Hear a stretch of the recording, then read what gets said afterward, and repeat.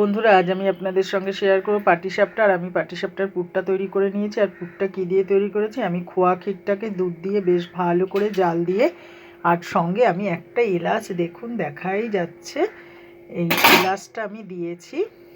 এই যে দেখুন, একটু এলাচ দিয়ে দিয়েছি, দিয়ে বেশ ভালো করে মিষ্টি দিয়ে একটু গুড় দিয়েছি, আর আমি একটুখানি চিনি অ্যাড করেছি, করে গুড়ের সঙ্গে একটু চিনি অ্যাড করে আমি পুরটাকে তৈরি করেছি। আমি কিন্তু নারকেলের পুর করিনি, আমি কিন্তু খোয়া ক্ষীরের পুরটাই তৈরি করেছি। আর এইদিকে দেখুন গোলাটা তো রেডিই আছে। আর আমি এই দেখুন কড়াইয়ে এখনও ফাঁকা, তার কারণ হলো আমি সদ্য করেই আমি ঠান্ডা হতে দিয়েছি, নইলে তো আর পিঠে ভাজা যাবে না ঠান্ডা না হলে। এরপর আমি পিঠেগুলো ভেজে আপনাদের সঙ্গে শেয়ার করব।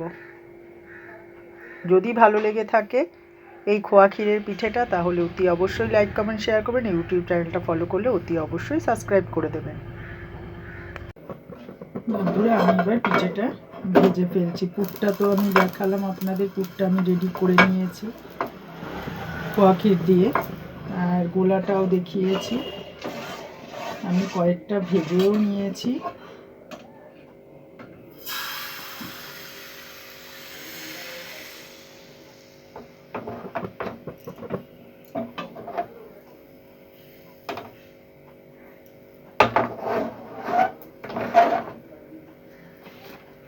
এই যে দেখুন, আমি কয়েকটা ভেজেও ফেলেছি।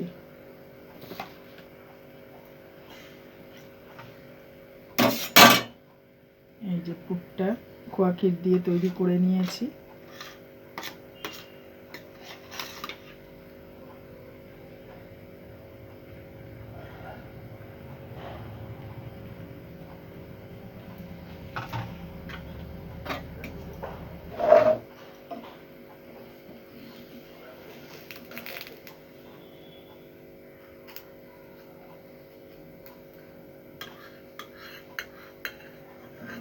যখন আপনাদের পিঠে ভাজতে গিয়ে যদি কোনো কারণে এদিক ওদিক একটু বেরিয়ে যায় গোলার রুটিটা, তখন আপনারা কি করবেন, সাইড দিয়ে এইরকমভাবে একটু আধটু মুড়ে দেবেন,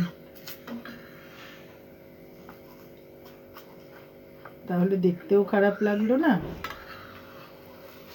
দেখুন কত সুন্দরভাবে পিঠেটা উঠে যাচ্ছে।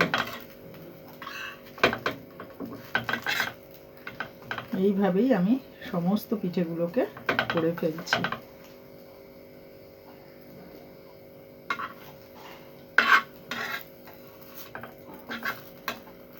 যদি আমার এই পিঠেটা ভালো লেগে থাকে, তাহলে অতি অবশ্যই লাইক কমেন্ট শেয়ার করবেন। আর ইউটিউব চ্যানেলটা ফলো করলে অতি অবশ্যই সাবস্ক্রাইব করে দেবেন।